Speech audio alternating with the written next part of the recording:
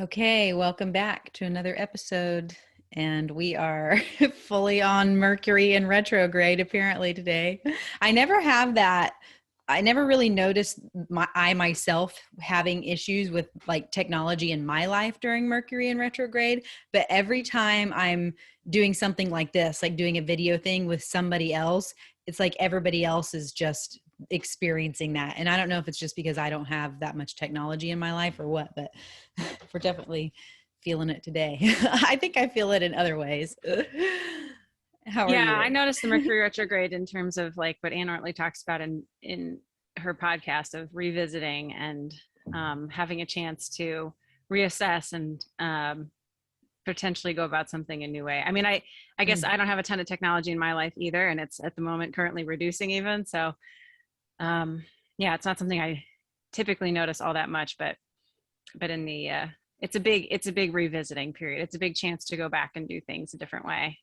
Mm. Like be like, did I really like how that went? I don't think so. I Or think seeing that ghosts. She I talks think that about that that's too. what I'm experiencing right now. Yeah, Mm. I was thinking because right now is the eclipse season, right? So there was last night was a full lunar eclipse, and then 2 weeks ago was the solar eclipse, and I feel like I've been feeling that, and my baby is a Scorpio, so this lunar eclipse is like in Scorpio or whatever, and I really don't know what all of that means, but I just know that for her anyway, on a full moon, she does not like sleeping is not really a thing for Mm. her on the full moon. So there's a lot of 5 minute naps throughout the day, which becomes increasingly frustrating because it starts like the week leading up to the full moon. And then for the past few mornings, I try to get up at 5:30 in the morning so that I can get up and do me before everybody else. But she's been getting up at 6 in the morning. So normally the kids sleep until like 8:30 or something. So there's been no me time. So this morning I was just not, I was maxed out. I was very frustrated. So I just kind of curled into a ball on the couch and just sat there for a while. And Sam's like, "What's going on?" I was like, "I don't know." There's something planetary happening, and I'm just going to be quiet in myself right now so that I don't eat you all. Oh, that's such a big thing though, that like what's going on, I don't know. And I've realized in the last few days, maybe or a week or so, I don't know. So I've been, for the listeners, I've been visiting family for the last week and a half, roughly. And so I'm just like in a different space, different, environment. And as I don't know who said this, but that saying, if you think you're enlightened, go home to your family. Yeah. And I feel like I'm doing it's been a really, really supportive trip for me in terms of my growth and evolution. And I'm really happy about the whole unfolding so far. Um, but partly because there have been some moments where I'm like, oh, I feel depressed or I feel anxious or I feel X, Y, or Z that doesn't feel good. And in the past, I would have been super hard on myself and super like, well, I got to raise my energy. I got to shift this. I got to do this. And I was like, I don't know what this is attached to. And that's okay. Like, this is just an experience that I'm having, and just like, it will pass, like it will pass and I will be okay again. And I will feel joy and all the things again. And that's just made it, not attaching any meaning to anything I'm experiencing has really made such a big difference. Yeah. I had a similar experience with my family coming recently, and 8 people in my house, and when they all left, so they were here like for 5 days, and like on Saturday was the Saturday of the week they were here was the fourth day, and that night at 10 o'clock at night, I just got super lost my shit on my kid and was just like, wow, we're not going to be around these people anymore. And I like dragged her up the stairs, and I was like, we're going to bed. And I was just so beating myself up about that after they left. And I thought, wait a second, they were here for 5 days. And only on the night of day 4 did I freak out. Like, that was pretty good. And I was expecting that I put this pressure on myself that I should hold the frequency, like hold the vibe up for 8 freaking people. And, all of them being crazy except for, two of them, my partner and the baby, are usually pretty chill, but everybody else is super intense in their own way. And my whole family, besides my daughter, is like very disharmonious. So, I was like, okay, when I looked at that with myself, I was like, all right, it's fine. It was like a 10-minute incident, where I lost my crap and then we went to bed and it was fine. And so, yeah, reminding myself to be gentle with myself, because I am one person. And we think we talked about this when you were here visiting last week, that letting my baby just cry on the floor when I'm doing something, because I'm realizing I'm cooking breakfast. The baby will not let me put her down, but I don't want to be cooking with her while I'm cooking, like doing on breakfast stuff, because it was like, butter, grease popping and all this stuff or whatever. And she's just crying. And so I just say to her, I'm sorry, baby, I'm one person and I have to cook breakfast because I need to eat and everybody else needs to eat. And if mama doesn't eat, like, things are going to start unraveling. So sorry, you're going to have to lay there and cry. And there's just like this peace that will come over me of like, yes, she's just going to lay there and cry and it is fine. I am not the worst mother in the world because my baby is crying, which, if anybody who is listening who is into attachment parenting, that's like the thing, right? Like I think every parent who does attachment parenting feels guilty when their kid cries, or, like they're never supposed to cry. They're never supposed to feel bad. Yeah. So yeah, I had to reframe there too, but there's just so much stuff coming up for me. And, I think that one of the astrologists I was listening to, the way he phrased it was, now the eclipse season and the eclipse in Scorpio, it's like now is the time where the ghosts come out to play. And I was like, oh, that's what it is, which kind of makes it a little less serious when you think about the ghosts coming out to play. It makes it a little less, I don't know. I can just get really serious about my stuff and just get real low down on it. So thinking about the ghosts coming out and playing is less intimidating to me, I guess. And I have definitely felt that with all of these things coming up that I haven't even haven't even had in my consciousness really, mostly since I was like a teenager. So this week I'm turning 40. And so a lot of it has to do with aging and like being like body image stuff, which I had a little bit of after I had my first daughter. But I just was, not going to feed that, but I dealt with it a lot, obviously, as a teenager. I think all teenagers do. And so now I'm dealing with it in a different way as like a mature woman, and I'm turning 40 and I'm like, oh, I have wrinkles on my forehead and dark spots, and let me order this $70 cream for my face. I'm like, what is happening? I don't know. And I don't really know where to go with that whole part of it. And then, so it's like this, and it seems really shallow to me to be dealing with that body image stuff. And also at the same time, I'm going through this super deep spiritual initiation that is very intense.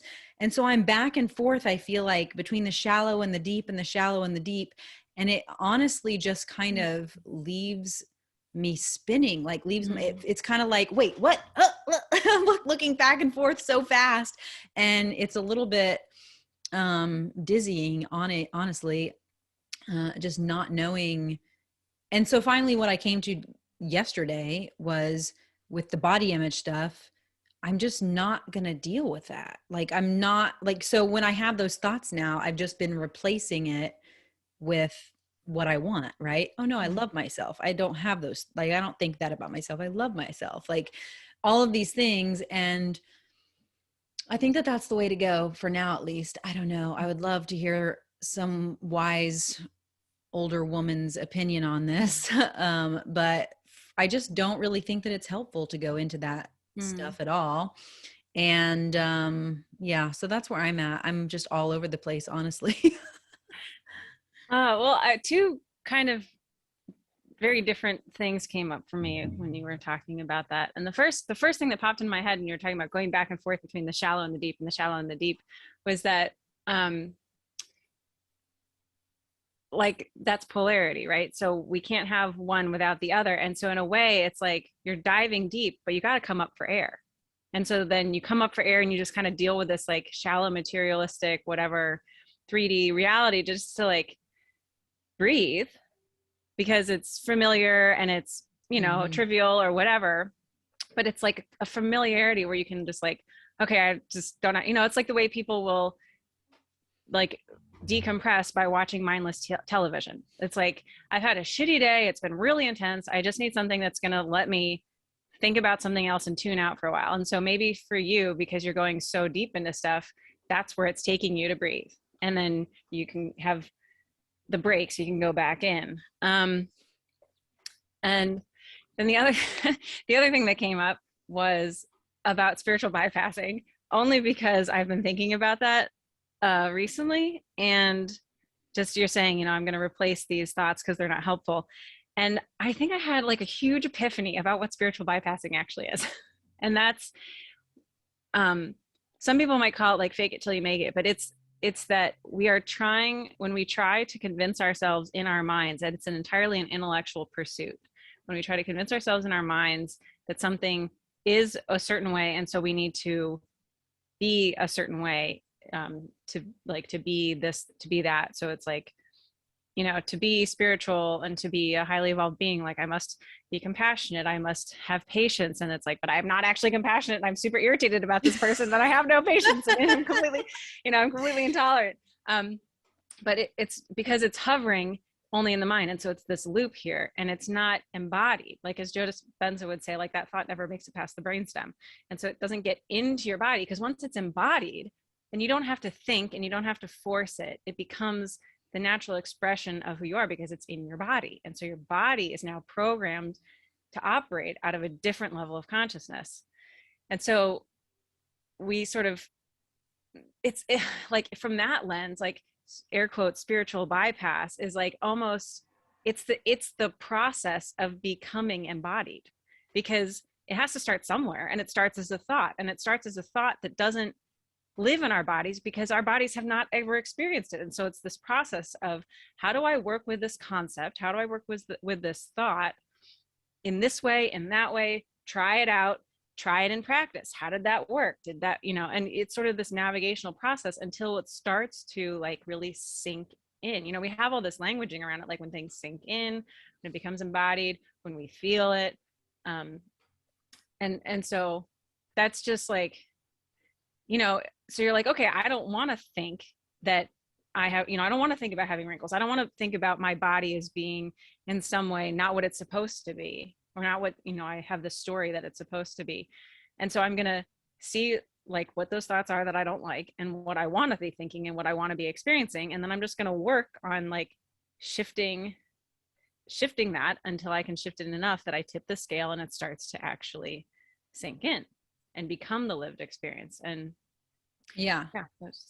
Well, and it makes me think of whenever I started on this path of finding joy, that was, I don't know, really, it was like a decade ago, but really intensely 2 years ago, I think, like in 2020, I just realized I have no idea what joy even is. So all this time I'm looking for joy, but I have never really, don't remember experiencing it, in my life. So how am I supposed to find it?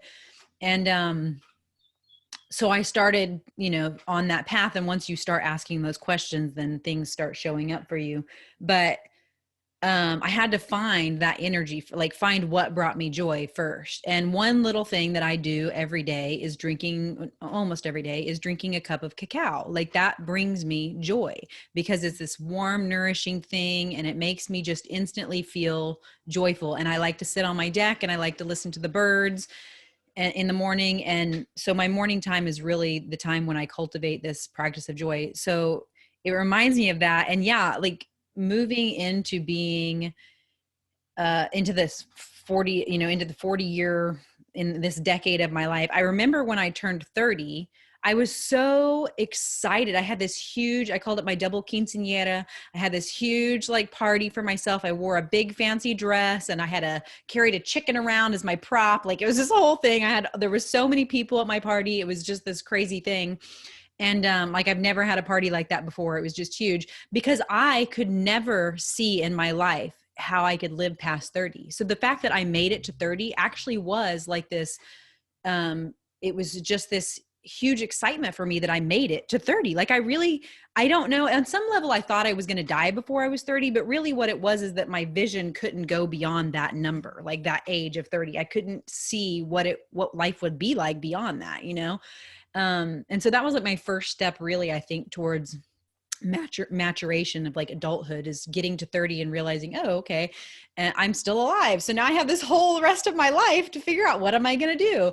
And so I feel like the 30s really was my first time moving through. That was the first time of me, I don't know, just really going into the shadow, like really going into the shadow. I thought I was doing that work my whole life because I was always dealing with the shit. But this was the first time really going in there and looking around and getting really uncomfortable and staying in that discomfort until I, you know, was able to navigate around that and felt like I could move out into a different place. But so that's what my 30s has been. It was really emotional and dark. And so I am wondering, what is my 40s going to be? And I have sat in women's circle with women, and when you like, and they were separated by age. And so when the women got to the age of 40, all that they were saying, that was like the beginning of their life. And then the women in their 90s were like, life is great. But it just started to get good when the women got to their 40s. And so I thought, oh, okay, so that makes sense. Because at the time I was in my early 30s. And so I'm wondering, like, what is this going to bring for me? And I think that the body image thing is part of what's going to happen, because what I remember those women saying is, I just feel like I'm starting to get into a groove. Like I'm starting to get comfortable in myself and standing in my power, and, you know, all of these things. It's really starting to get good. But it was always like, it's just starting to get good. So I feel like the body image thing for me, maybe what it is the last remnants of maidenhood kind of like sinking away, and that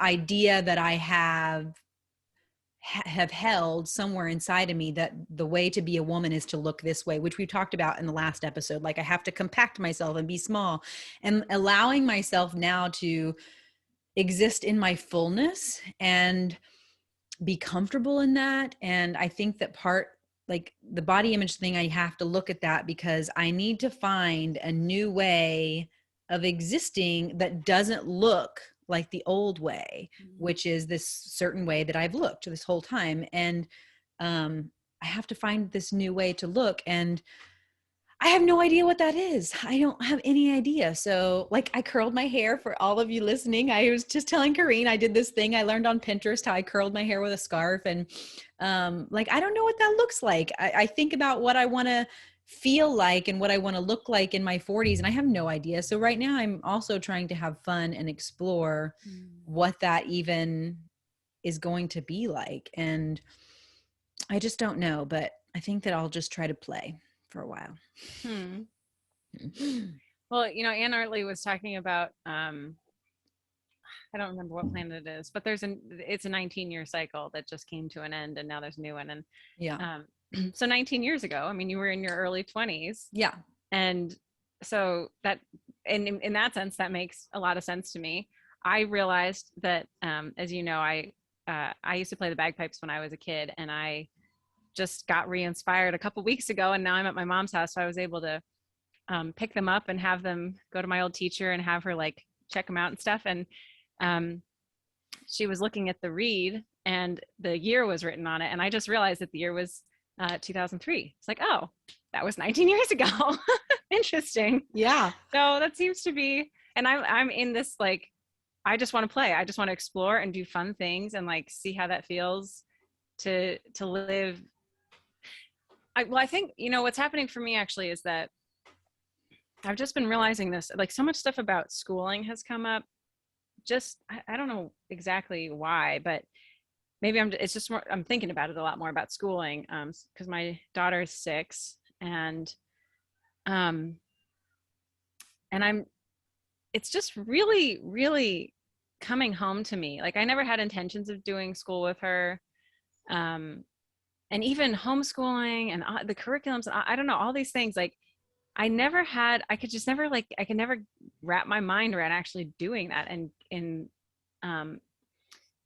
And I always thought, oh, maybe when, when the time comes, I'll feel more inclined to do something.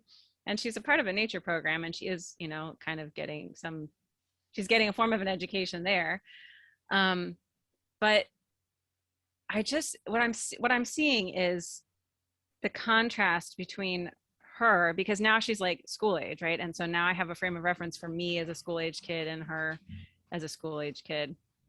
And I'm seeing this spark that kids have, this spark of interest, and it like it's spring now and it's beautiful out, and so it's like I'm like, let's go outside, and we go to get in the car and she's just like, can I run? Watch me run, watch how fast I can run. And she just is. It's like as soon as she's out of the house, she's buzzing with energy all the time anyway, but as soon as she's out of the house, there's some other quality of energy that takes over, where it's just like this all encompassing excitement about just everything, and it's like, I want to run, and I want to, and this and that, and look at this, and oh my gosh, and it's just all over the place. And what I'm seeing is, people talk about in these like alternative education circles that like kids are born like sponges, learning everything, watching everything and soaking it all in and learning, and like that they're inherently curious, they're inherently wanting to learn. And then we put them in this structured school environment that just, like, for me, what I realized is squashed all creative ability, and squashed any, and it was the nature of how I was in that environment too. Like my imprinting, my programming, my triggers, my wounds, whatever, all those things, in that environment, it just made me like a perfectionist. It exacerbated my perfectionism and my people pleasing, my need to be approved by the teachers, to be the best student. And so all my energy was like, I got to be perfect. I got to do everything right. I can't ever get detentions. I can't ever get in trouble with a teacher. I can't ever do anything other than what they're telling me to do. I have to be straight A, perfect, all APs, 5s on the AP test. Like it went from kindergarten into senior year and then into college. And so meanwhile, I'm playing the violin, and I pick up bagpipes, and I always wanted to dance, but didn't really happen. And like there are these interests that sort of fell by the wayside because I couldn't ever, the only way for me to excel at anything was to have it within the school structure. And because those things were like secondary or tertiary or like way out in left field, my own intrinsic interest in something wasn't enough for me to push to like really engage with it. And I mean, to an extent, like I had some things that, and maybe music just wasn't it for me, but I had, I made things for my dolls, and I figured out how to crochet and knit things. And, I had some of it, but for the most part, it was really like, those were hobbies that I could just sort of pick up and set down. But with an instrument, to really become a skilled musician in anything, it really took a lot more time and dedication that I was really only allotting for schoolwork. And so now I feel like the feeling that I have is that I am now coming into this place in my healing and in my evolution where I'm actually ready to do all of the things that I've already done, that I like flopped on. And it's like, oh, now I'm like in my body, and now I'm honoring myself, and now I'm allowing myself to be excited about things and have interests in things and want to do things, and not letting the entire world or anyone else dictate what that experience is for me. And so now it's like, oh, now I could play the bagpipes because I just want to do it because it's just fun. Yeah. And it makes me excited, and I get all like giddy about certain things for whatever random reason, or even playing the fiddle, or like taking a new style of dance. I've decided I really want to do belly dancing.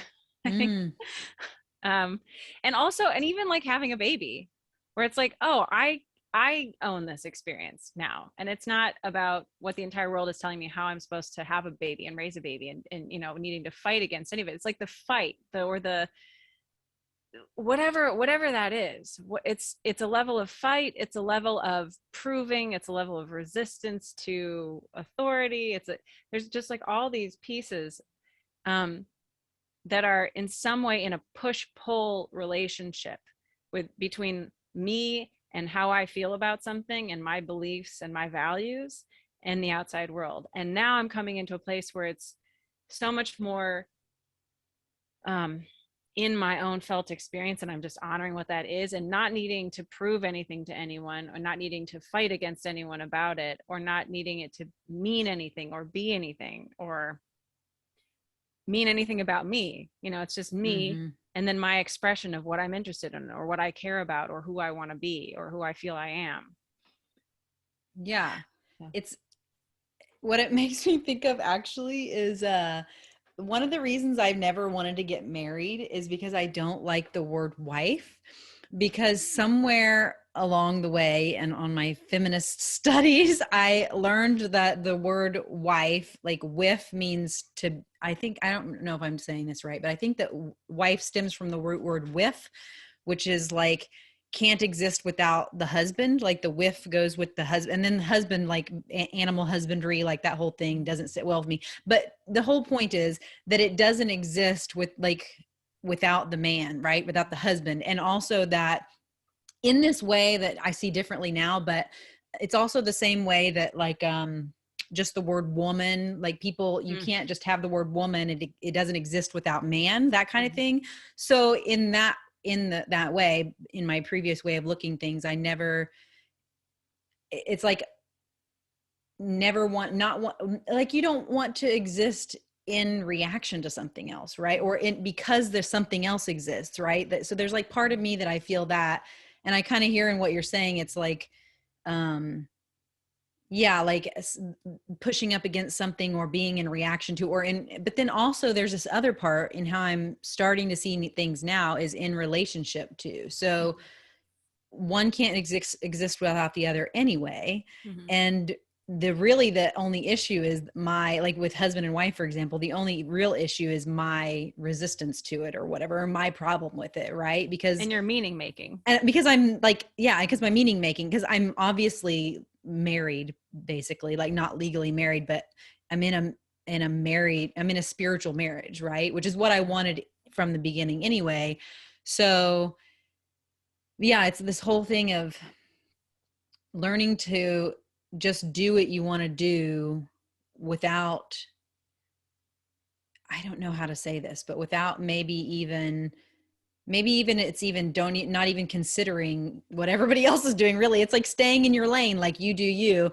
I'm in this mentorship group, and one of the women in there is just a totally comes off as totally normal, quote air quotes, normal woman who's doesn't talk about magic and whatever. She's totally magic, but she does not talk about magic. She's like, well, I just went to the lake and I did this thing, and we're like listening to her. Okay, this is totally witchy, like what you're doing right now. And like she was totally conjuring and doing all this stuff. And so our mentor says to me, because one of my things is I get hung up in the way that things look and sound and like how they're perceived from the outside or whatever, like what that looks like from the outside. And so my mentor says, look at this, Cameron. What is she doing right now? She's doing magic and she's not calling it anything. Like she's just doing her thing, right? But we call it magic. We call it all these things, but she's just totally doing her thing. And I've been thinking about that because like, yeah, how do I just stay in my lane, do my thing, and put blinders on to what everybody else is doing? And I feel that's what I've been trying to do for the last couple of years, is just really do me. And like my mentor says, MYOB, mind your own business, mind your own spiritual business. Don't worry about what everybody else is doing or how crazy the world is. And that's been I've been on that for like 2 years at least. And that's been a really big challenge of just, oh my God, I'm not going to look what they're doing. I'm just going to keep going and do what I'm doing, kind of thing, because you get distracted or you start to feel, oh, maybe I shouldn't be doing this or whatever. It just is, it's a big distraction to look outside of yourself. And so It's great. Yeah. Just play those bagpipes, girl. With the irony also that bagpipes are like one of the loudest instruments that exist.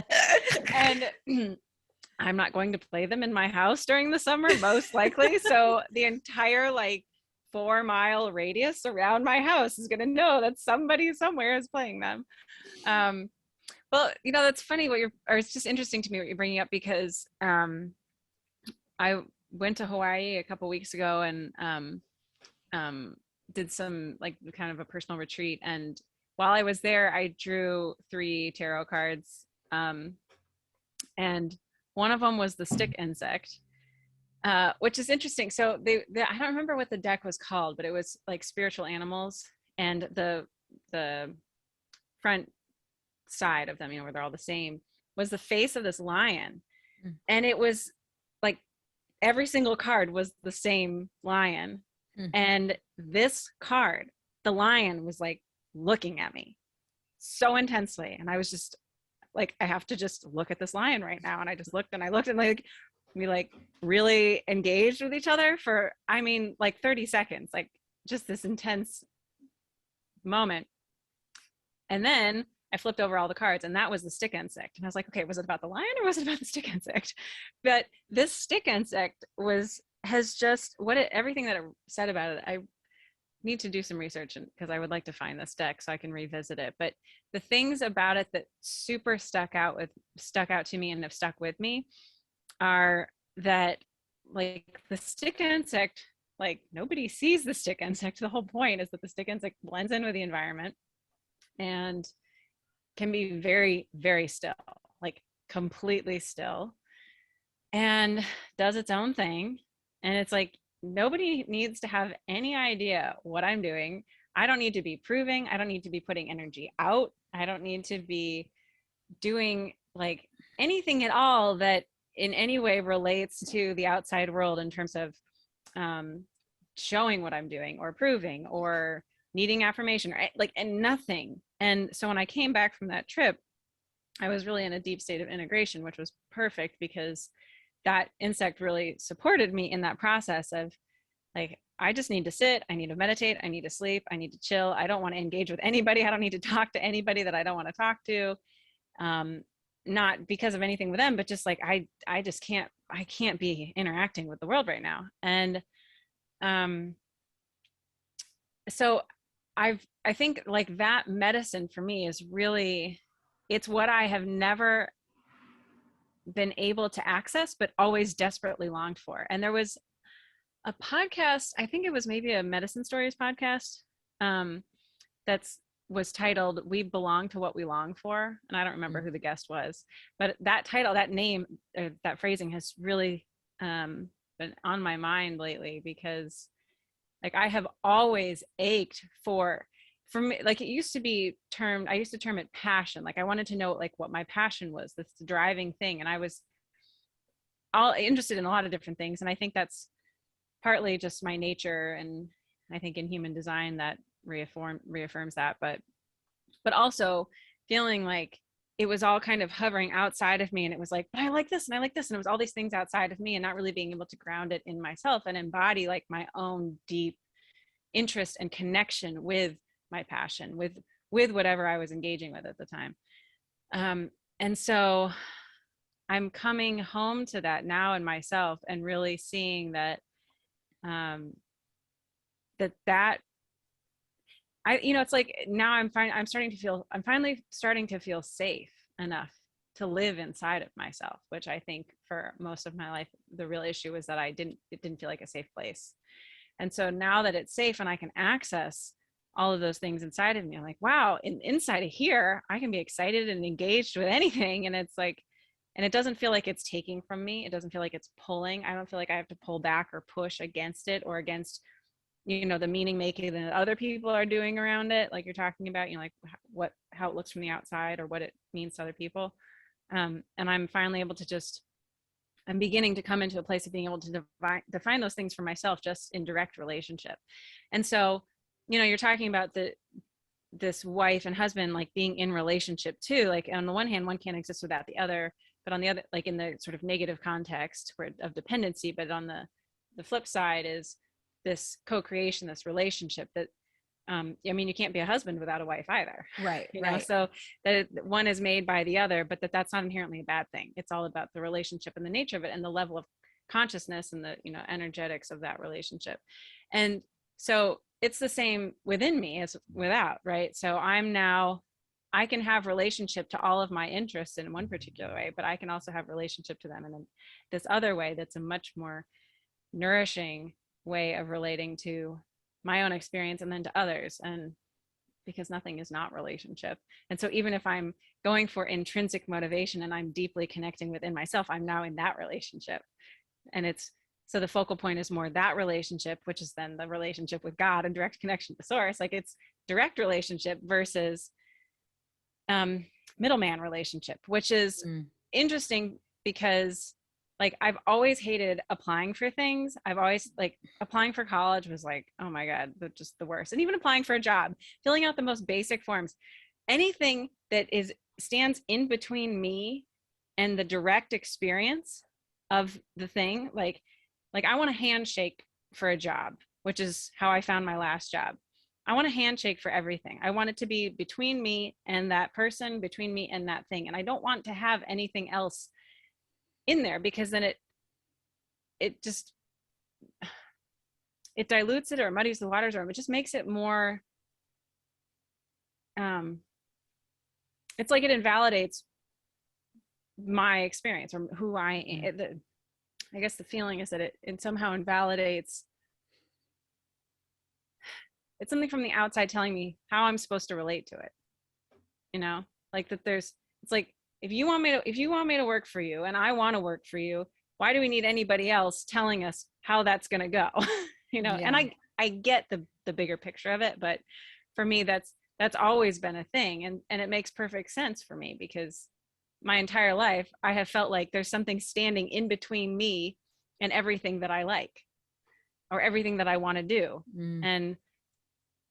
And of course, in Joe Dispenza terms, you know, I think I'm separate from it, you know? And so realizing that it's actually within me, really what it is it's bringing all that stuff home into myself where it already was. And then just the awareness of it, that it already lives within me and I'm already in relationship with it. Yeah. That's a It's lot. kind of like a churchy thing, right? Like, Yes. that's what I hated about church is that I would go to church and when I was a kid and there would be people like some churches, not all churches, but some churches, there would be like the pastor and the pastor is the connection to God. But I always, my entire life have had a direct connection with God and have known that like it, you know, I would tell that to people when I was a little kid and they were like, no, you don't, you know? And I'm like, I actually do. And, I just knew that intuitively, I knew that just to the very core of my being. And so I would go to church and I loved going to church, especially when I was really young, because we went to this really nice church where there was probably, it was this huge church and there was literally probably 10 or 15 people that went to it. Nobody went there.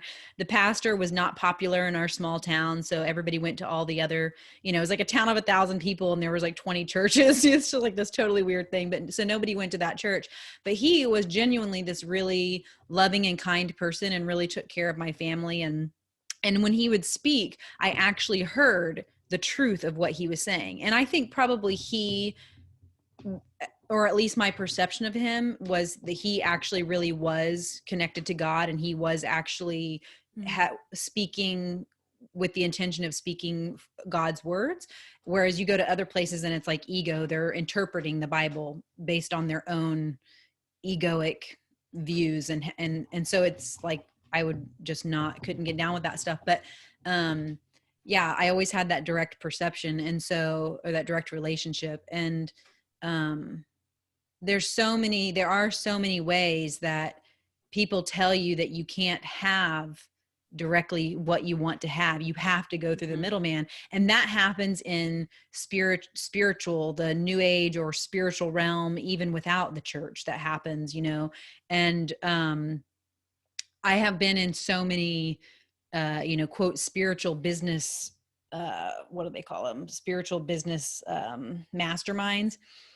And it gets that same thing exists there too, where it's like, yeah, you can totally do this, but you can't do it unless I tell you how to do it. Like, and then you get in there and all the stuff they're telling you, it's like they've given you a formula, but that formula is their formula. And that's not going to be your formula for success. And I have thought this for a long time. And I was actually I finally just did my innate postpartum care certification yesterday. I did my call for that. And she said the same thing. And I was like, yeah, that's what I feel like. She's like, there's all these people out there who are selling you something. And then you get in there and you see what they're selling and you try that and it doesn't actually work because it's not your formula. It's their formula that you're trying to put yourself into. So it's like, there's a lot of people in the spiritual community, especially in the, I don't know what term I could use, but what I'm thinking of, the picture I'm thinking of is these people who are like on Instagram and they're selling themselves as being super spiritual. And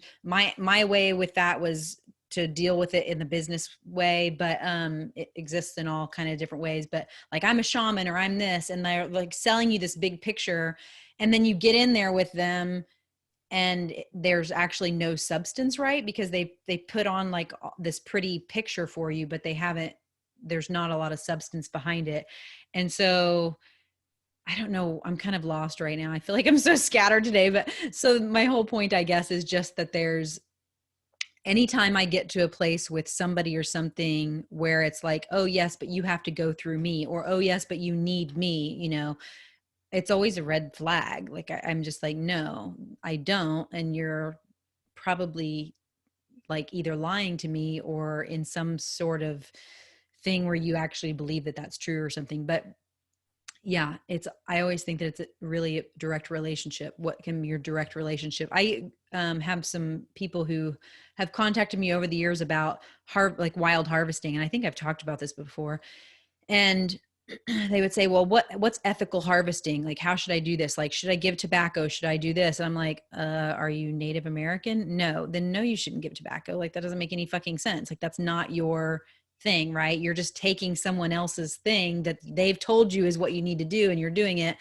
And, but really all you need to have is the direct relationship. Because if you go out there to harvest and you take something that you're not supposed to take, you will get what's meant, you'll get the karma of that, right? Like I've had this happen where I reached too greedily into like a nettle plant or something, or reached too quickly without stopping for a minute in reverence, and immediately just get stung, and normally when I pick nettle I don't get stung, so it's always noticeable to me in those moments. But so everything really is about direct relationship. How can you directly connect with yourself, with God, with whatever you're doing? Just do it all from that center point within yourself. It's interesting to zoom out of that because it's like we talk about spiritual bypassing all the time. I feel like everybody talks about spiritual bypassing all the time. But in the same way that like ultimately at the end of the day, in the like mega macro view, it's impossible to spiritual bypass because we're like, there is no getting around the work. Like it may take 20 more lifetimes, but like there's just no getting around it. And your life is going to be a reflection of what you create. So, you're not like, even if you don't want to do the work, it's not like your life will be a reflection of that. And so in terms of the direct relationship, you can't actually avoid your own filter. And so it's always in direct relationship to you and where you are and how you're relating to everything. And that when I was talking about it, I was also thinking about, the context of church and somebody at the pulpit being the link between you and God. And I know that's not always the case in churches or in religious contexts, but I do think that that's often the case.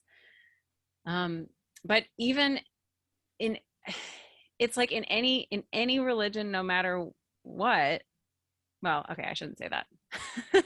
My experience of it is that what I see is that in a religious context, like there's that sort of the structure of that is that there is something in between you and God, whether it's a book or whether it's a person or whether it's a ritual or whatever. And everything is about how you relate to it. So like I don't think there's anything inherently wrong with believing in the Bible or any other religious text, or taking that in as guidance and teaching. Like I feel like every spiritual thing that I come across, like no matter what the what's the word, sect, is that it, no matter no matter what it is, like there's quotes from the Bible. I just remember reading something that was seemed completely unrelated to anything, and there's like a quote from Isaiah. Like, it's because there's truth in everything, you know. Yeah. But like, you cannot, you can try to say like, but it's God, but God is saying this. It's like, and you can try, and and I understand how people genuinely believe this, but it's like, doesn't matter what you believe, it doesn't matter what you say, everything comes through us. Like, everything relates to how we think about it, what we believe about it, how we experience it. Like, there is no getting around our own direct experience, because anything that you believe, like whether you believe that the Bible is the word of God, that is your belief. And you can say, yes, but it's true, but it's true for you through your own lens and your own belief. Like, yes, I understand. I really do get the, like, but this is an objective truth, and that has nothing to do with me. I get how I understand that belief system. And I think it's because we all know that there is actually like some ultimate objective absolute truth.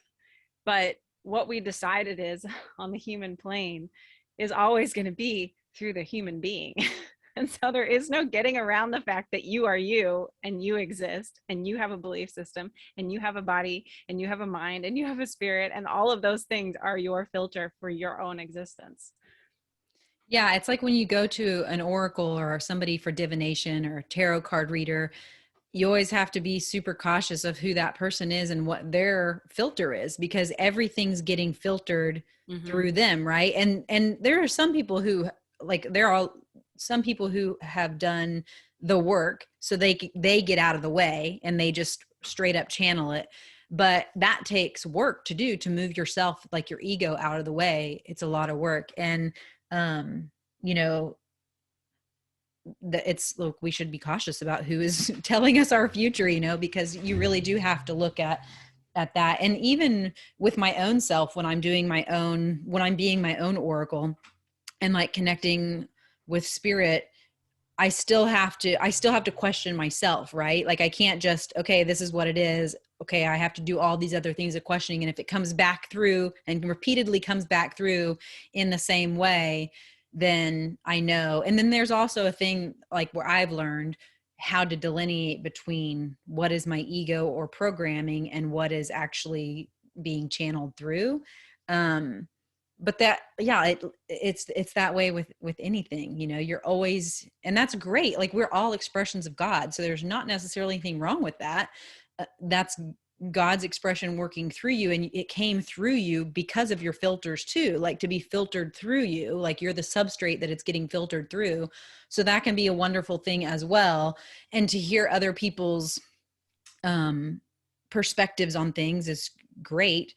And also, like I said, I think this the last time, to listen to yourself first and last, right? Like, so if you're going to somebody like that, or if you're in some sort of church experience, always listening to yourself first and last, because you ultimately have to um, filter that through your own being, to so that it does sink in with you and become, you know, embodied, like we were talking about earlier.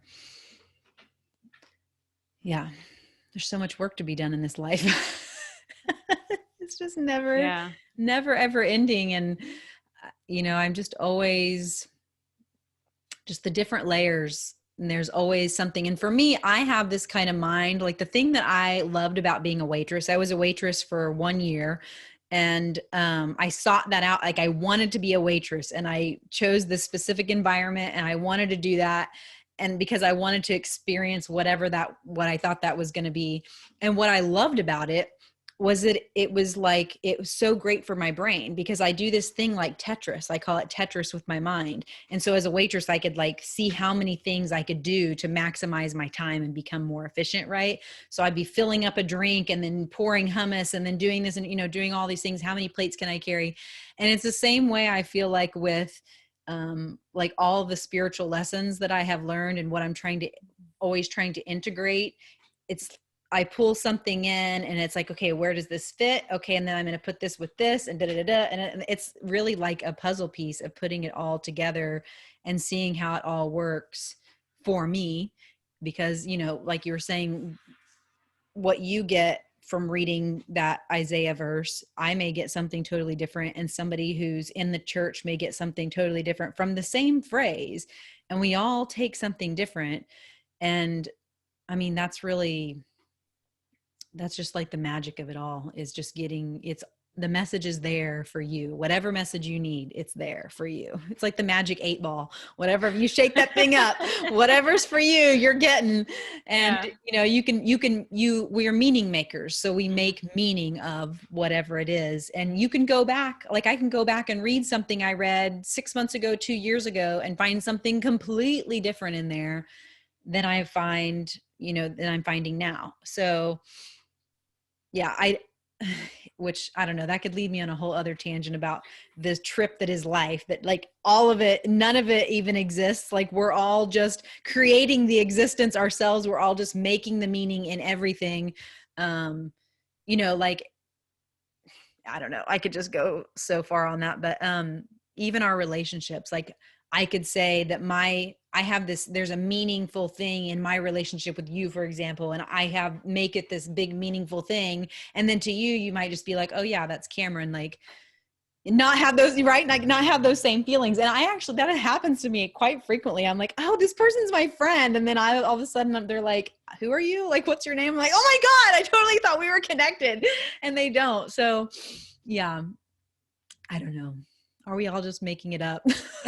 Yeah.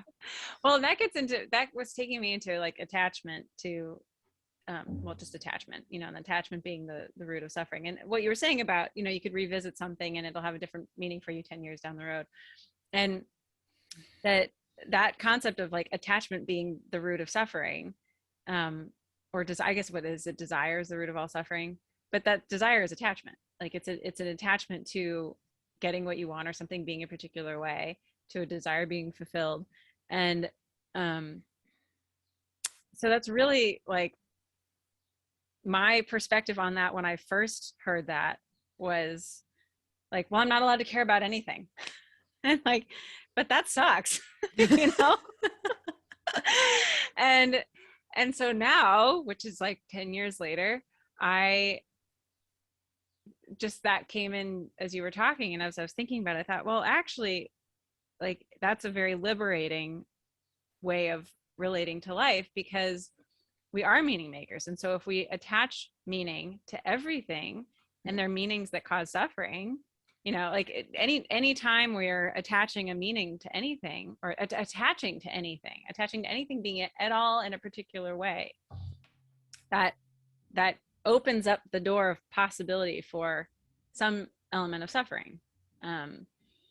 And so in anything at all, in any relationship or in any outcome, like, I mean, this is a hard conversation to articulate. But it comes back to, and this, I was thinking about this in something earlier that you were saying about personal responsibility and being, like staying in your own lane, taking 100% personal responsibility for yourself. And that's not in a FU kind of way to everyone else. And that's not in a, like, well, I don't care about anybody else, and I'm just gonna, I'm the only one who matters. Like, it's not at all like that. It's just that I own everything that I think, feel, believe, experience, and I recognize that it all has to do with my filter. And so if we go about our lives from that perspective, then we are unattached to, we have the potential to be unattached to how the entire world interacts with us, thinks about us, feels about us, believes about us, and wants from us, or needs from us. And that facilitates being present with everything that is as it arises. And from that place, like that really is absolute liberation from suffering, because you're meeting what arises as it arises, and are no longer in that push pull, like I was talking about earlier, of being kind of constantly in this tug of war with myself and my environment and everyone in it. And the more that I hone in on my own energetic experience and just letting it be what it is and honoring what it is as it arises, I allow myself the space to just be present with what is, which comes back to what you were talking, it was another perspective thinking about what you're saying about your body image and looking at the lines on your face and what it should be and all that stuff, and kind of going from to this shallow place. That so where I sort of the nuance of what I question in my experience is that knowing, there's the concept that everything is perfect exactly as it is. Like there is no timeline, there is no time. We're all going to get where we're going. So it doesn't really matter how we get there. And the whole point is that we just get to choose and we get to play with it and we get to navigate it as we go. And so do I sit with everything that arises and just allow it to be exactly as it is and not need it to be anything else? Like, okay, I have wrinkles on my face. Okay, do I need to actively replace that thought or do I not? Do I just be with it and let it flow? Or do I say, well, no, I don't want to think those things. I want to create this. And it's like, do they both take us there? I think so. Do they take us there in the same way? No. Is one faster or better than the other? Not necessarily. Maybe. Depends on what you're going for. If you're going for like right now, I actually don't want to allow myself to indulge any negative thoughts about my body. So every time I recognize one, I'm going to shift it. And then there's perspective of it doesn't matter because I know it's true. Deep down inside, I know it's true. And so I recognize like, okay, I'm having that thought about the wrinkles on my face. So what? There it is. And then it goes.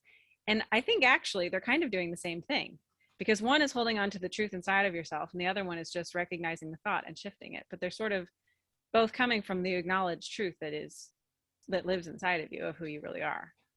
Yeah. Yeah. And yeah, I like that perspective. They are very similar. And just,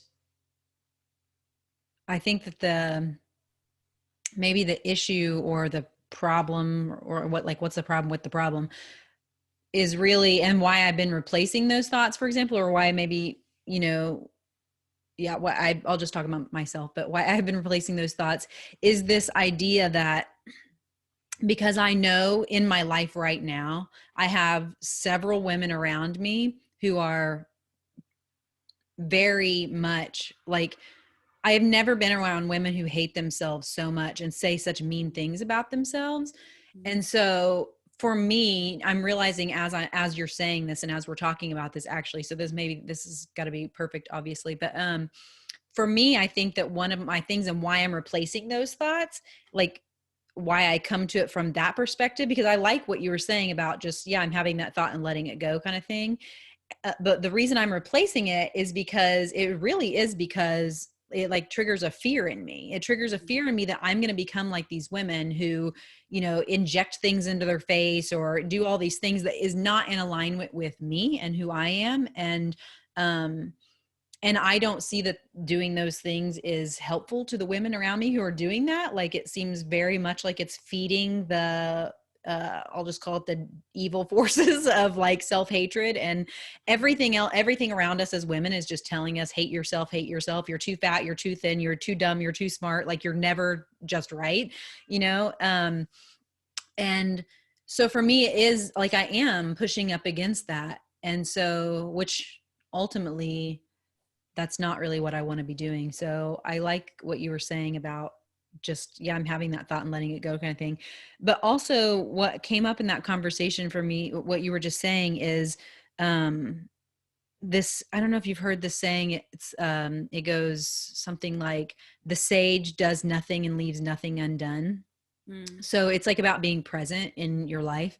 And that's another thing I've been coming up, or has been coming up in my awareness, because I have so many things that I want to do in the world. Like I really, in my entire life, have had this deep desire on some level to be an artist, like what I'm doing is creating art all the time. Right. And it's had a picture of how that looks in my mind. And I've done it several different ways and done things. And something that I've been coming up against lately is that I can't be an artist because I have these kids and I can't create this body of work that's like right now the art that I'm creating that I want to be creating is doing weaving, like weaving textiles. It takes a long period, it takes a lot of time. And I just am not finding the space to just be able to sit and weave for 12 hours a day, which is what part of me wants to do. And I think that it's probably an old part of me that's not being very realistic because I used to do that. I used to sit and bead weave for 12 or 14 hours a day. But that was before I had kids. And so what I've been coming up against every time I get into this place, I'm like, what would you have me do? Like, what would you have me do, God? Like, what would be me living out what you would have me do if I just take my ego out of the way? And what keeps coming up is just be present with your kids, be present in this life. And so along with that comes this devaluing. I have devalued myself as a mother and what mothering is. And that's totally programming and indoctrination. You know, I'm devaluing what I'm doing as a mother because it's not creating. And I was thinking this to myself yesterday. I was like, I want to create a body of work. I want to create a body of work. And so I was thinking, I was like, I am literally creating 2 bodies of work right now. And like my entire day, every day is spent creating. I'm creating in the kitchen. I'm like creating, I'm learning how to like manipulate my children to become these like beautiful beings that they are, but like learning how to like harness that. And I'm just doing magic all the time and not appreciating that what I'm doing is doing magic and creating all the time. And that's what I want to be doing. It just doesn't look like I want it to be looking. It's not me sitting alone at my loom, weaving for 12 hours a day. You know, it's totally ridiculous. And I'm getting that, but you know, and every time I ask that question, like, what would you have me do? It's, you know, sit here, be with the baby. And I'm like, seriously, again? Like, okay, I'm ready for these kids to be teenagers. And then there's also this whole other thing where it is very strongly in my body that I have to have another baby. And my mind is like, no, you can't do that. And no, you want to do this. You want to be an artist. You want to do this. And I keep writing it off. Like, I'm not going to do that. I'm not going to have another kid. I'm just going to stick with these kids. I know I have a choice, but the truth is I don't actually have a choice because there is another baby that wants to be born through me and it has to happen. And it's such a strong force that I cannot deny it. Like I can't deny it. And I don't know. So I'm at that place too, where I'm like, all right, well, it's probably not going to happen anytime in the next 10 years that I can just sit for 12 hours a day or 20 years, who knows how long. I think I'm being hopeful saying 10 years, but to be able to just sit at my loom and weave. And also at the same time, some of the most productive artists I know are mothers who have 2 hours a week and they just are super efficient in those 2 hours a week. They create, you know, in a year, they have a body of work that they've created in 2 hours a week. So I know it's perception. I know that it's my way of thinking about things. And it's like, I'm so in it. And I just cannot get out of it. And yeah, so it's an interesting place to be for me. It's just being present, sitting with what is, and really acceptance, I think. I think I'm just not accepting that shit. Surrender. Yeah, surrender. Yeah. Well, it's funny, you know, I mean, that your third baby is so strong that when I was there, I was like, oh, there's another baby. You're going to have another baby. You have to have another baby. I know. Like, when are you having this other baby? When is the next baby coming? I know. Yeah, no, I totally, that it's weird actually. Cause I feel like that was one of the first thoughts that I had. Like we sat down and I wanted to say like, so when are you going to have another baby?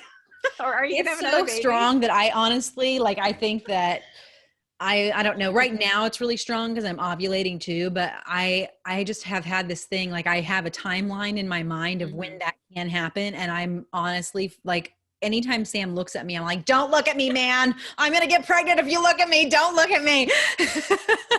And, you know, I just feel like it's going to happen a lot sooner than I want, but yeah, it feels like it, yeah. I mean, I've known since 6 days after I had my baby that another one was coming. And you know how when I was pregnant, I talked about it on here, when I was pregnant, I thought I was having twins. Mm-hmm. And then that just kind of disappeared. Like that feeling just disappeared. And so I kind of think that like, you know, they say God only gives you what you can handle. I think God was like, girl, you can't handle twins. So we're just going to move that out of the way. But now I'm going to get the twin, right? Like I'm going to get that second baby that belongs with Indra. Oh, So no, you're out of the window of Irish twins. yeah. So yeah. So, yeah, well, and then I, you know, that totally is a thing in my family. There's like two sets of what, you know, I didn't know the name for it, but you called them Irish twins, but it's like two babies in the same year. Yeah. Yeah, that is a thing in my family. But Mm. so I thought that was going to be a thing, but yeah, I don't know. There's just, it's Yeah. coming.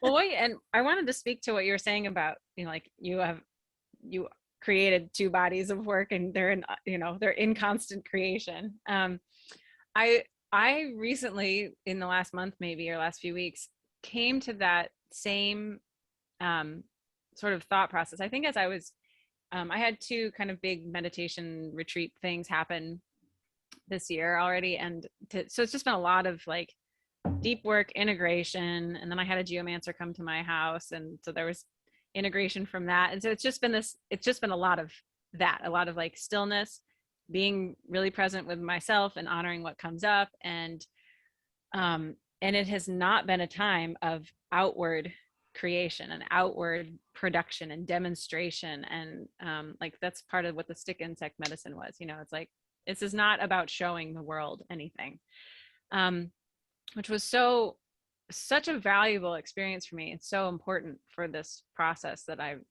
am in, and really desiring this deepening inner connection and connection with God and with the earth.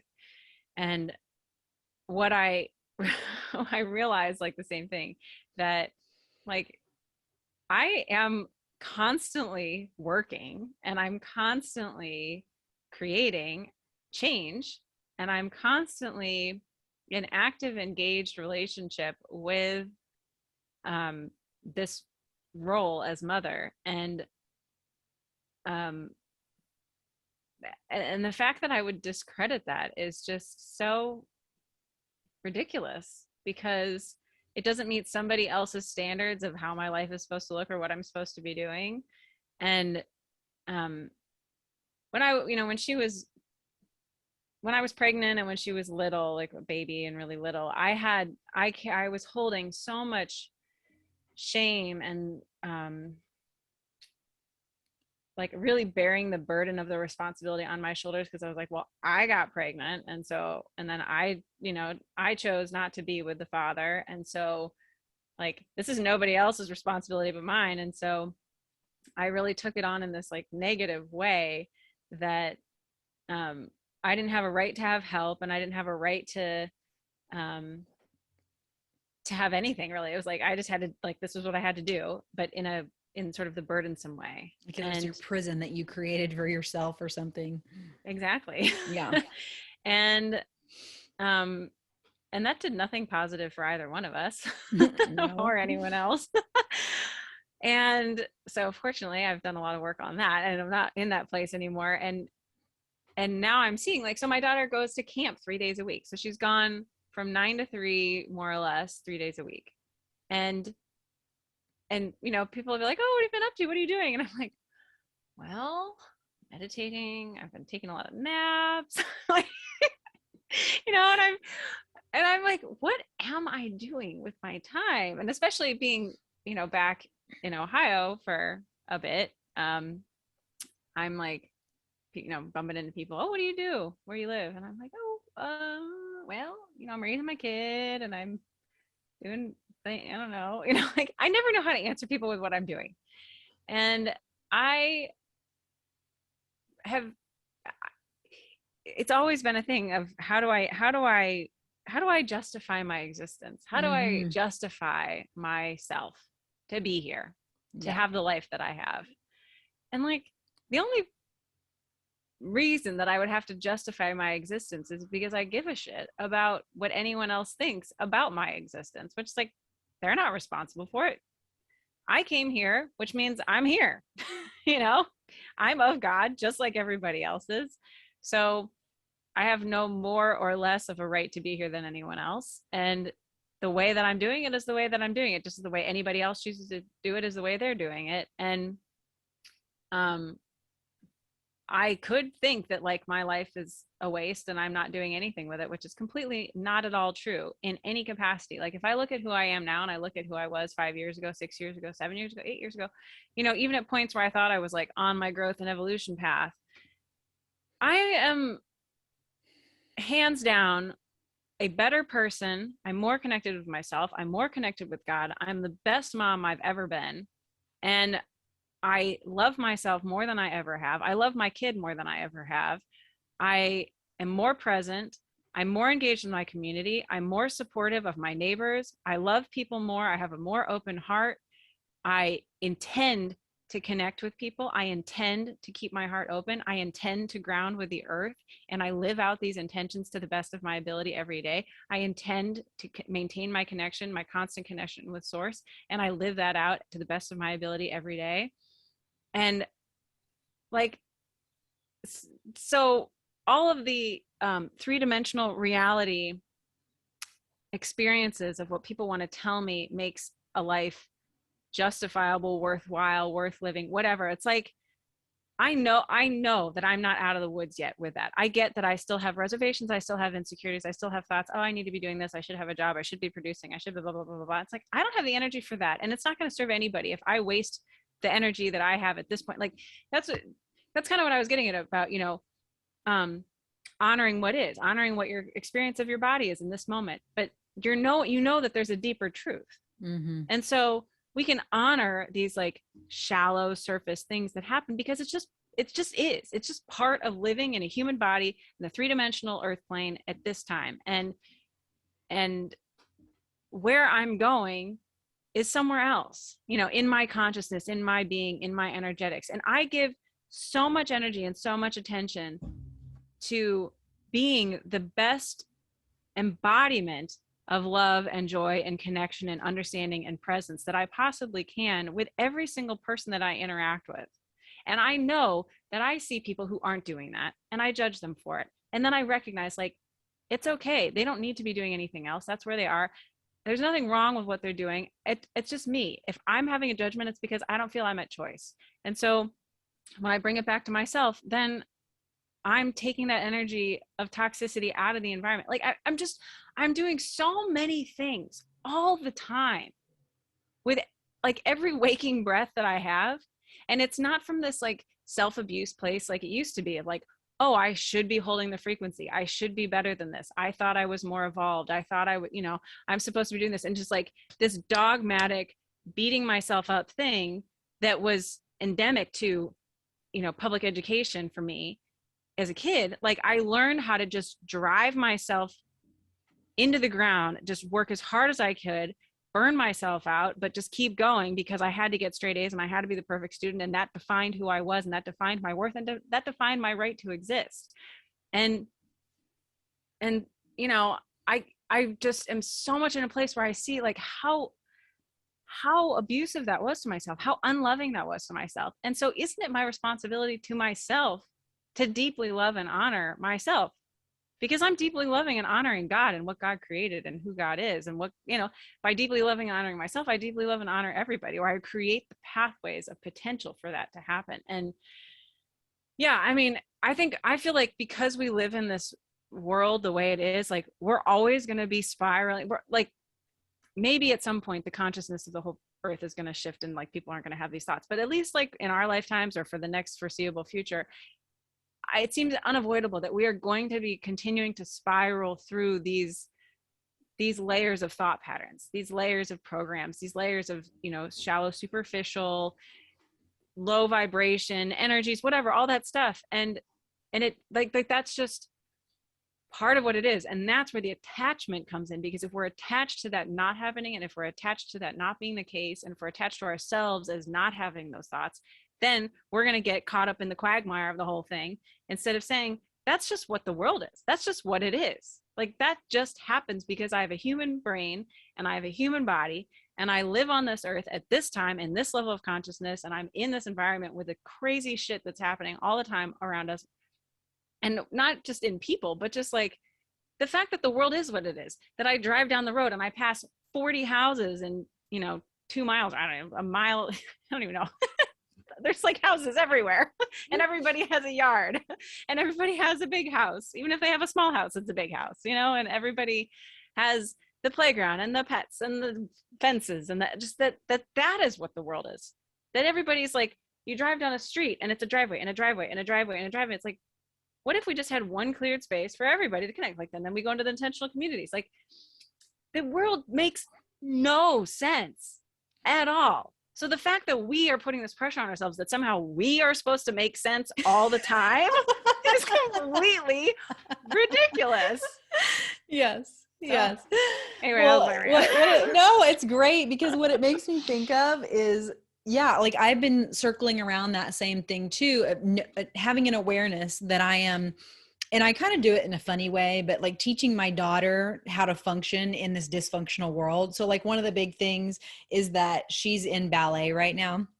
And I know I've told you about this. I don't know if I've talked about it on the show or not, but one of the big things is I'm like, okay, well, Layla, this is how ballerina acts. You can't pick your boogers. You can't fart in class. Like, you know, you have to do all these things. Like you can't like grab your crotch or whatever. Cause she's like always pulling her pants out of her crotch. And so I'm just telling her all these things, and we do it in like a joking way around our house or whatever, you know, we're like, okay, ballet face, like get your ballet face on or whatever.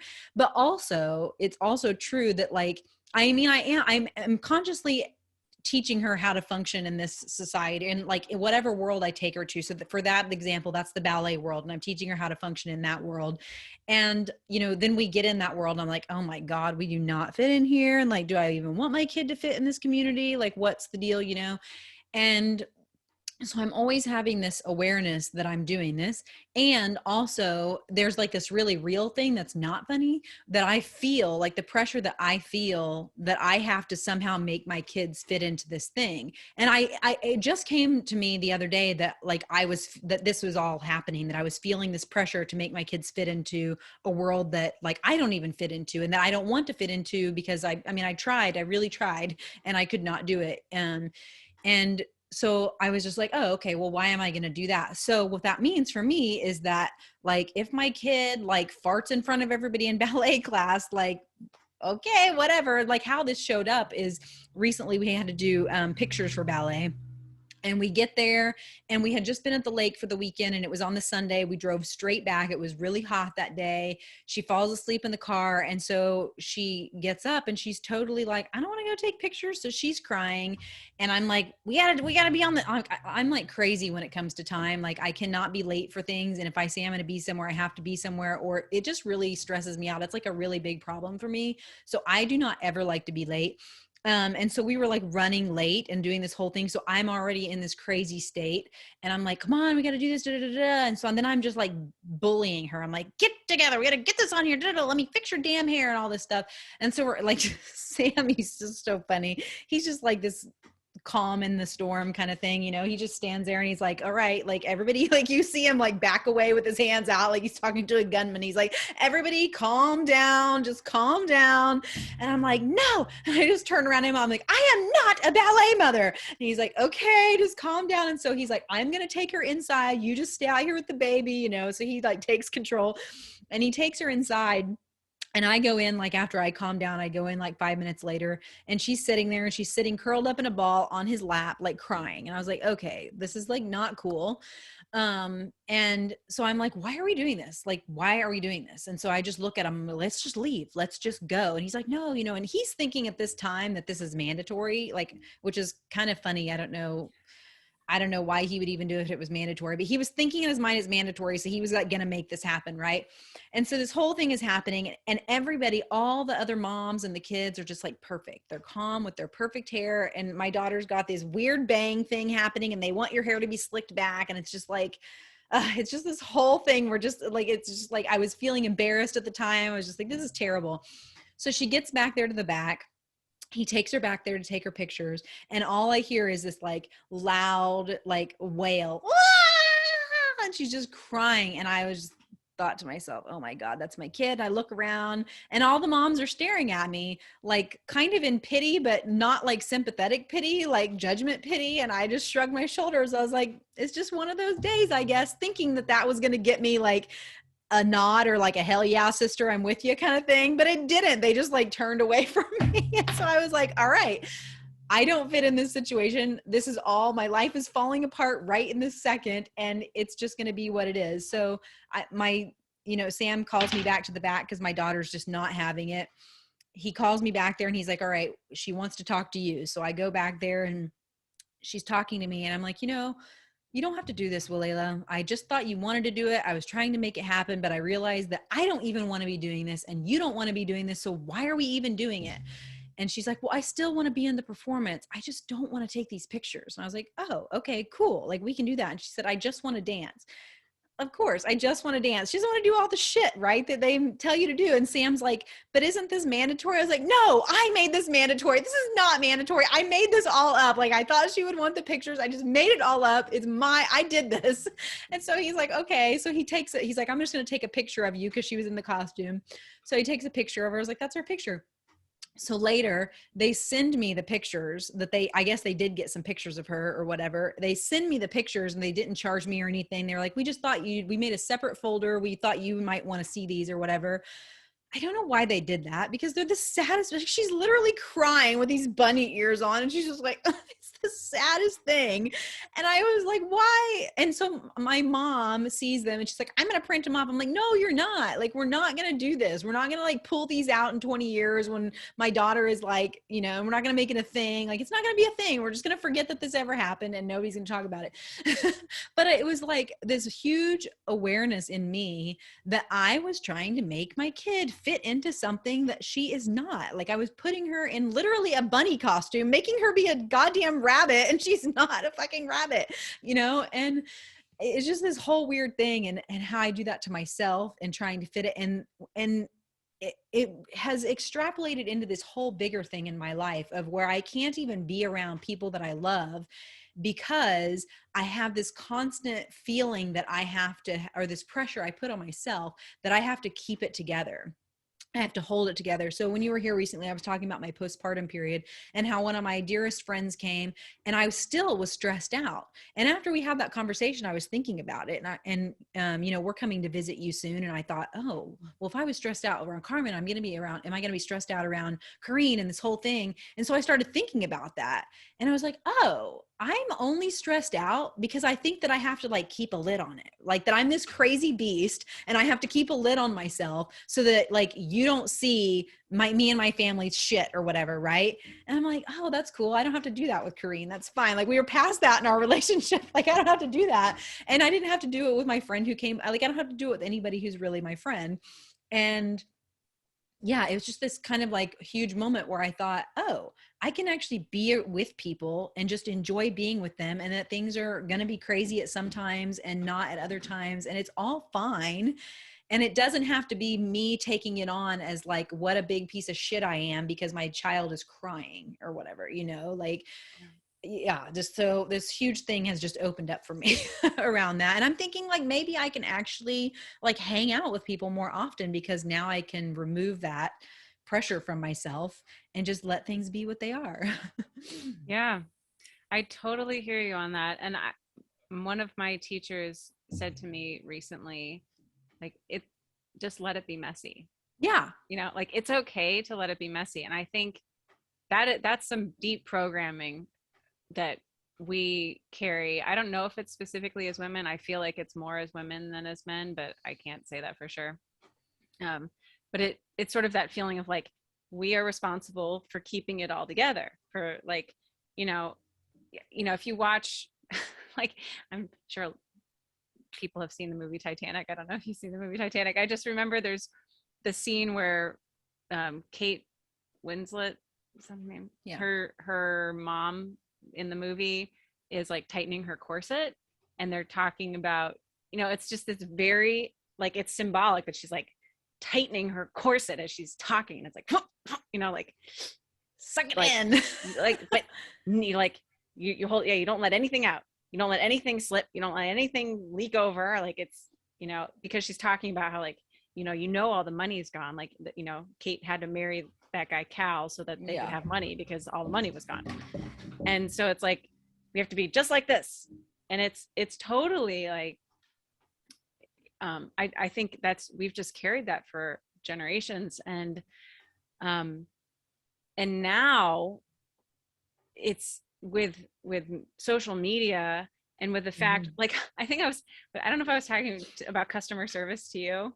I was talking about this recently. Like, I've just had a series of customer service interactions recently where I remember when I was a kid, like, we would call some company because we needed help about something, and like the customer service people were so terrible. Like, they obviously hated their jobs.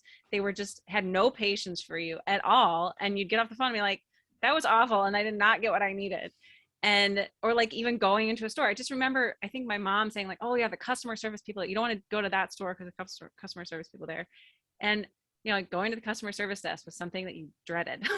And now I feel like every interaction I've had with customers, I had to talk to Apple recently. I went to the Honda dealer recently, and just everywhere I've been, the customer service people are so nice, like off the charts, friendly, helpful, and nice. And it doesn't feel like fake. Like, it feels like these are just like maybe people who are well paired with their work. I don't know, but like, it's just such a like breath of fresh air. Like, wow, customer service is so helpful. This is so great. Like, it's not a big deal if something happens because I have help, you know? And I was thinking about it and thinking, nobody can afford anymore to be anything but like perfect. The company can't afford to have customer service people who hate their jobs and are rude to customers, because they're going to get shit like up the wazoo on any review where it's possible, on social media. Like, anybody's going to post anything whenever they don't like what they experience. And I'm in this process of the reason I was on support with Apple was because my phone stopped working. And now, we're talking about like limited technology. And I'm like, I don't think I actually want to have a phone anymore. And I'm like getting into this, but I'm looking at like low tech flip phones, and it's just, I totally lost my train of thought while I was bringing that up. Customer service, Apple. Yeah. It's funny actually, because when I went into the Apple store, I was like, we were talking about getting the new phone, and then there's like, your phone can't be fixed. And I was like, I know, but I'm thinking about maybe not having a phone. And she was like, oh, okay. And then her friendliness totally shut off. Yeah. Okay. Well, I see where this ends. Yeah.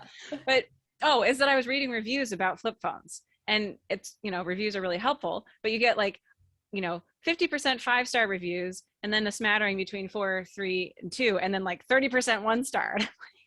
People are like, they either want to love it or they want to hate it, and they want to tell you what they think about it.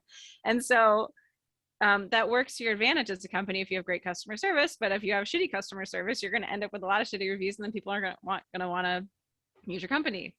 But I really think like it's this thing that we now, we went from like whatever other social contracts that we were living under to now anybody's in our business all of the time, and there's security cameras everywhere, and this person's going to call this person on you, or just that there's so much like civilian patrolling of everybody on social justice and just all that stuff, that like that feeling that we've carried with us forever of like, I can't step out of line. It's like, now I really can't step out of line. I can't do anything wrong. I can't, like, if I have a kid who's crying, somebody's going to be on Facebook being like, I was at this thing and this woman's kid was crying and she wasn't doing anything about it, and blah, blah, blah, and it's like, you're going to get the shit no matter what.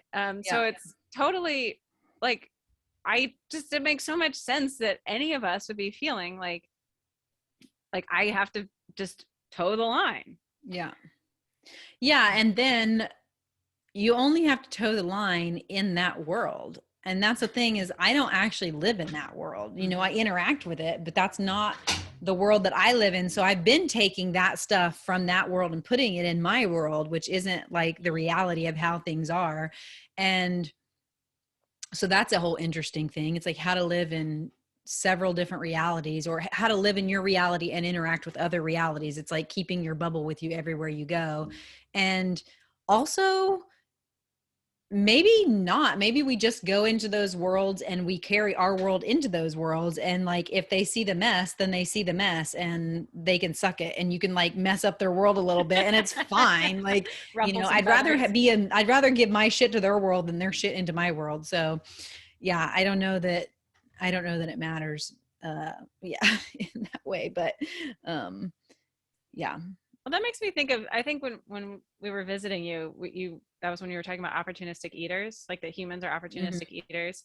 And so in that way, like we're highly adaptable. And so it makes sense that you would enter a different world and then like shift your behaviors accordingly, because you're like, what is your feedback from your environment? Oh, well, it's telling me this. And so now I'm going to relate to it in this way. Um, and, and if you don't, are you being obstinate? Are you judging? Are you saying my world's better than your world? You know, it's like we could get into all these like really heady things about it. Like I have an Amish community where I live, and I in the summer try to wear as little clothing as possible because I like having as much sun on my skin as possible, which typically means I'm wearing like short jean shorts and a tube top. And and then I go like to the Amish stores shopping like that, and I always think about that. I'm like always hyper aware that I'm doing that. And it like, I'm like, is this inappropriate?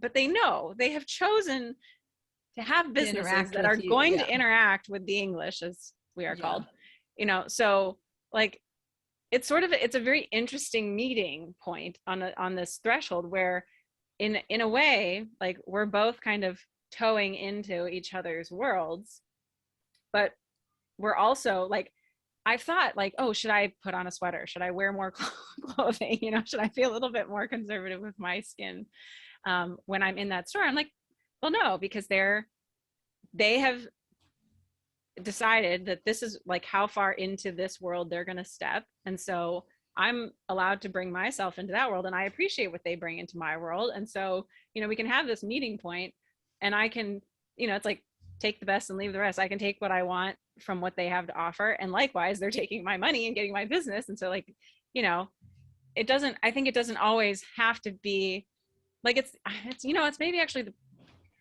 I love the Amish so much. Like there's such a good model for life on so many levels, but I never really thought about this one, that they're really demonstrating like at this precise threshold how we can hold who we are and meet you where you are, and it has nothing to do with us. And like, I mean, maybe they all think I'm going to hell, I don't know, but you know, it's like we don't have to, like there doesn't have to be anything else about it. And so um maybe I don't know, I think, you know, thinking about it in terms of your dance situation, that you know, you just, do you take your shit into their world, do they leave their shit in your world? And maybe it comes back to like what we were talking about, it's about staying in your own lane and about not being in that push pull relationship with your environment, that really the goal is to just take the best and leave the rest, but hold your own bubble, stay in your own lane, and that maybe you can do both. Yeah. Stay in your own lane. I don't know. Yeah, I totally hear you with the Amish. Well, on that note, the baby Yeah. just arrived. Hi, This baby. is the first time, I will say, the first time that she's gone on an adventure with Papa. He took all the kids, both of the kids, and they've been gone for like 2 hours or so. Oh, I had wow. some breast milk. I put it in a bottle and I was like, here you go. So we'll see. I'll find out how that went. But she seems pretty calm right now. So Yeah. we'll see. Wow. That's so exciting. I know. I'm like, maybe I can pump more and have that happen more often. But That's two yeah. hours once a week. Oh my gosh. I don't even know how much I could create in that time. Well, on that note, thank you for joining this conversation between women, and we'll be back next month.